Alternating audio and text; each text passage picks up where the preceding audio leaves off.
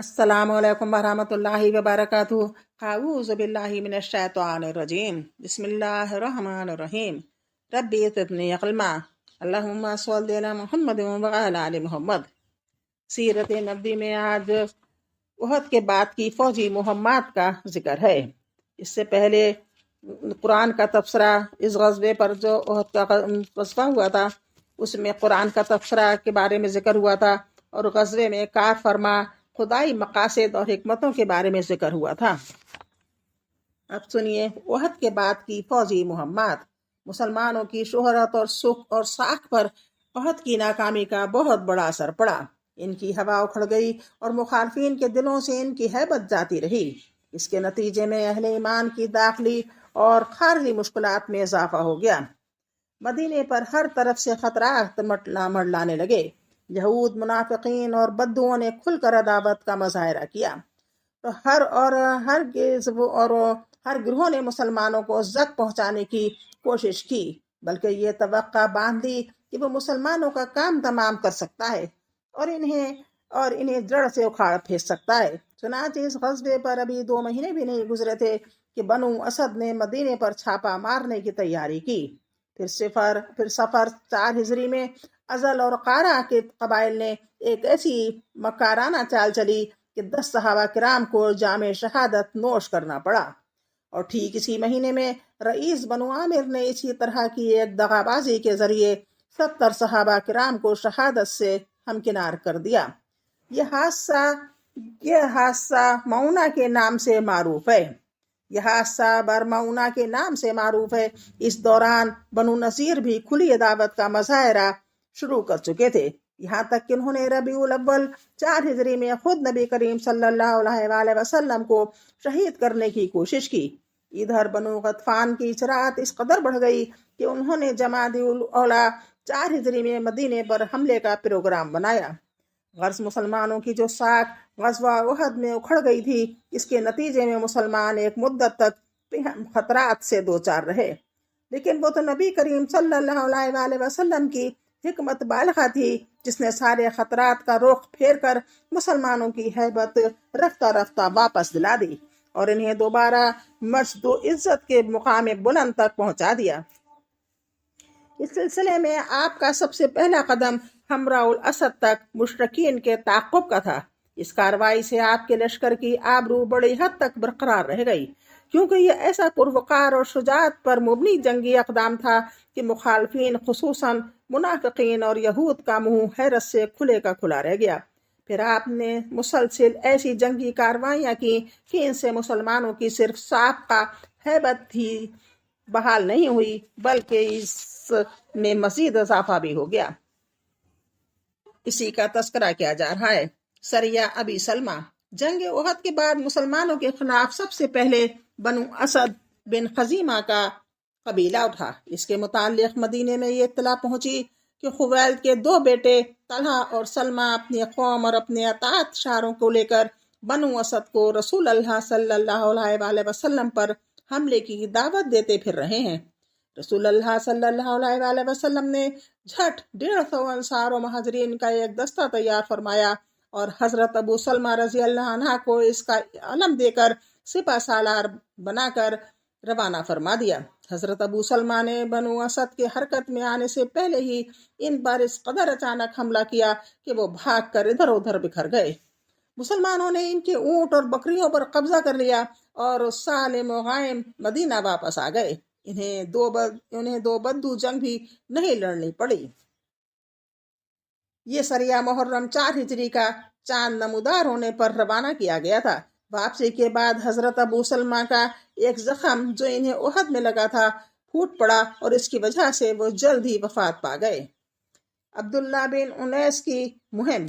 इस माह मुहर्रम 4 हिजरी की 5 तारीख को यह खबर मिली कि खालिद बिन सुफियान हजली मुसलमानों पर हमला करने के लिए फौज जमा कर रहा है। रसूल अल्लाह सल्लल्लाहु अलैहि वसल्लम ने इसके खिलाफ कार्रवाई के लिए अब्दुल्ला बिन उनैस रजी अल्लाह अन्हा को रवाना किया। अब्दुल्ला बिन उनैस रजी अल्लाह अन्हा मदीने से 18 रोज बाहर रहकर 23 मुहर्रम को वापस तशरीफ लाए। वो खालिद को कत्ल करके इसका सर भी हमरा लेके आए थे। جب خدمت نبوی میں حاضر ہو کر انہوں نے یہ سر آپ کے سامنے پیش کیا تو آپ نے انہیں ایک عصا مرحمت فرمایا اور فرمایا کہ یہ میرے اور تمہارے درمیان قیامت کے روز نشانی رہے گا۔ چنانچہ جب ان کی وفات کا وقت آیا تو انہوں نے وصیت کی کہ یہ عصا بھی ان کے ساتھ ان کے کفن میں لپیٹ دیا جائے۔ روجی کا حادثہ۔ اسی سال 4 ہجری کے ماہ سفر میں رسول اللہ صلی اللہ علیہ وآلہ وسلم کے پاس ازل اور قارا کے کچھ لوگ حاضر ہوئے اور ذکر کیا کہ ان کے اندر اسلام کا کچھ چرچا ہے، لہٰذا آپ ان کے ساتھ کچھ لوگوں کو دین سکھانے اور قرآن پڑھانے کے لیے روانہ فرما دیں۔ آپ صلی اللہ علیہ وآلہ وسلم نے ابن اسحاق کے بقول 6 افراد کو اور صحیح بخاری کی روایت کے مطابق 10 افراد کو روانہ فرمایا، اور ابن اسحاق کے بقول مرشد بن ابی مرشد غنوی کو اور صحیح بخاری کی روایت کے مطابق عاصم بن عمر بن خطاب کے نانا حضرت عاصم بن ثابت کو ان کا امیر مقرر فرمایا۔ جب یہ لوگ رابغ اور جدہ کے درمیان قبیلہ حزیل کے رضی نامی ایک چشمے پر پہنچے تو ان پر ازل اور قارا کے مذکورہ افراد نے قبیلہ حزیل کی ایک شاخ بنو لحیان کو چڑھا دیا اور بنو لحیان کے کوئی 100 تیر اندازوں کے پیچھے لگ گئے۔ 100 تیر انداز ان کے پیچھے لگ گئے اور نشانات قدم دیکھ دیکھ کر انہیں جا لیا۔ یہ صحابہ کرام ایک ٹیلے پر پناہ گیر ہو گئے۔ بنو لحیان نے انہیں گھیر لیا اور کہا تمہارے لیے عہد و پیمان ہے کہ اگر ہمارے پاس اتر آؤ تو ہم تمہارے کسی آدمی کو قتل نہیں کریں گے۔ حضرت عاصم نے اترنے سے انکار کر دیا اور اپنے ساتھی لوگوں کو سمیت ان سے جنگ شروع کر دی۔ بالآخر تیروں کی بوچھاڑ سے 7 افراد شہید ہو گئے اور صرف 3 آدمی حضرت خبیب، زید بن دسنا اور ایک صحابی باقی بچے، اور صرف 3 آدمی حضرت خبیب، زید اور ایک صحابی باقی بچے۔ اب پھر بنو لحیان نے اپنا عہد و پیمان دہرایا اور اس پر 3 صحابی ان کے پاس اتر آئے، لیکن انہوں نے قابو پاتے ہی بدعہدی کی اور انہیں اپنی کمانوں کی تانت سے باندھ لیا۔ اس پر تیسرے صحابی نے کہتے ہوئے کہ یہ پہلی بدعہدی ہے ان کے ساتھ جانے سے انکار کر دیا۔ انہوں نے کھسیٹ کر ساتھ لے جانے کی کوشش کی لیکن کامیاب نہ ہوئے تو انہیں قتل کر دیا اور حضرت خبیب اور زید رضی اللہ عنہ کو مکہ لے جا کر بیچ دیا۔ ان دونوں صحابہ نے بدر کے روز اہل مکہ کے سرداروں کو قتل کیا تھا۔ حضرت خبیب کچھ عرصہ اہل مکہ کی قید میں رہے، پھر مکے والوں نے ان کے قتل کا ارادہ کیا اور انہیں حرم سے باہر تنعیم لے گئے۔ جب سولی پر چڑھانا چاہا تو انہوں نے فرمایا مجھے چھوڑ دو، ذرا 2 رکعت نماز پڑھ لوں۔ مشرکین نے چھوڑ دیا اور آپ نے 2 رکعت نماز پڑھی۔ جب سلام پھیر چکے تو فرمایا بخدا اگر تم لوگ یہ نہ کہتے کہ میں جو کچھ کر رہا ہوں گھبراہٹ کی وجہ سے کر رہا ہوں تو میں کچھ اور طول دیتا۔ اس کے بعد پھر فرمایا اے اللہ انہیں ایک ایک کر کے گن لے، پھر انہیں بکھیر کر مارنا اور ان میں سے کسی ایک کو باقی نہ چھوڑنا۔ پھر یہ اشعار پڑھے جس کا مطلب ہے لوگ میرے گرد گروہ جمع ہو گئے ہیں، اپنے قبائل کو چڑھا لائے ہیں اور سارا مجمع جمع کر لیا ہے، اپنے بیٹوں اور عورتوں کو بھی قریب لے آئے ہیں اور مجھے ایک لمبے مضبوط تنے کے قریب کر دیا گیا ہے۔ میں اپنی بے وطنی اور بے کسی کا شکوہ اور اپنی قتل گاہ کے پاس گروہوں کی جمع کردہ آفات کی فریاد اللہ ہی سے کر رہا ہوں۔ اے عرش والے میرے خلاف دشمنوں کے جو ارادے ہیں اس پر مجھے صبر دے۔ انہوں نے مجھے بوٹی بوٹی کر دیا ہے اور میری خوراک بری ہو گئی ہے۔ انہوں نے مجھے کفر کا اختیار دیا ہے، حالانکہ موت اس سے کمتر اور آسان ہے۔ میری آنکھیں آنسو کے بغیر امڑ آئی ہیں، مسلمان مارا جاؤں تو مجھے پرواہ نہیں کہ اللہ کی راہ میں کس پہلو پر قتل ہوں گا۔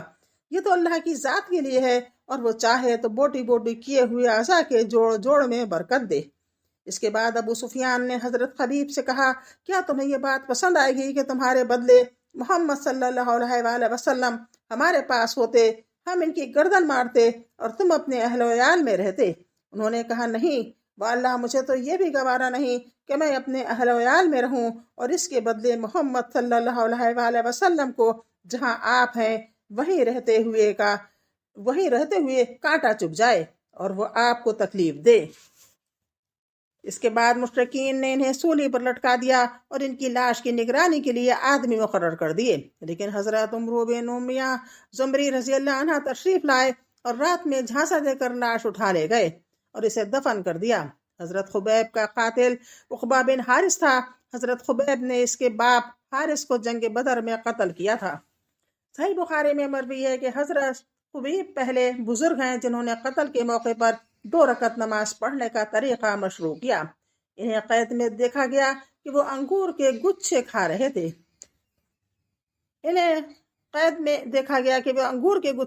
تھے۔ حالانکہ ان دونوں مکہ میں کھجور بھی نہیں ملتی تھی۔ دوسرے صحابی جو اس واقعے میں گرفتار ہوئے تھے یعنی حضرت زید انہیں صفوان بن امیہ نے خرید کر اپنے باپ کے بدلے قتل کر دیا۔ قریش نے اس مقصد کے لیے بھی آدمی بھیجے کہ حضرت عاصم کے جسم کا کوئی ٹکڑا نہ آئے جس سے انہیں پہچانا جا سکے، کیونکہ انہوں نے جنگ بدر میں قریش کے کسی عظیم آدمی کو قتل کیا تھا۔ لیکن اللہ نے ان پر بروں کا یعنی جھنڈ بھیج دیا، جس سے قریش کے آدمیوں سے ان کی لاش کی حفاظت کی اور یہ لوگ ان کا کوئی حصہ حاصل کرنے پر قدرت نہ پا سکے۔ در حقیقت حضرت عاصم نے اللہ سے عہد و پیمان کر رکھا تھا کہ نہ انہیں کوئی مشرک چھوئے گا نہ وہ کسی مشرک کو چھوئیں گے۔ بعد میں جب حضرت عمر رضی اللہ عنہ کو اس واقعے کی خبر ہوئی تو فریاد کرتے تھے کہ اللہ مومن بندے کی حفاظت کر۔ اللہ مومن بندے کی حفاظت اس کی وفات کے بعد بھی کرتا ہے جیسا اس کی زندگی میں کرتا ہے۔ بارمعونہ کا المیہ، جس مہینے رجی کا حادثہ پیش آیا ٹھیک اسی مہینے بارمعونہ کا المیہ بھی پیش آیا، جو رجی کے حادثے سے کہیں زیادہ سنگین تھا۔ آج بس اتنا ہی، انشاءاللہ کل پھر ملاقات ہوگی۔ السلام علیکم، اللہ حافظ۔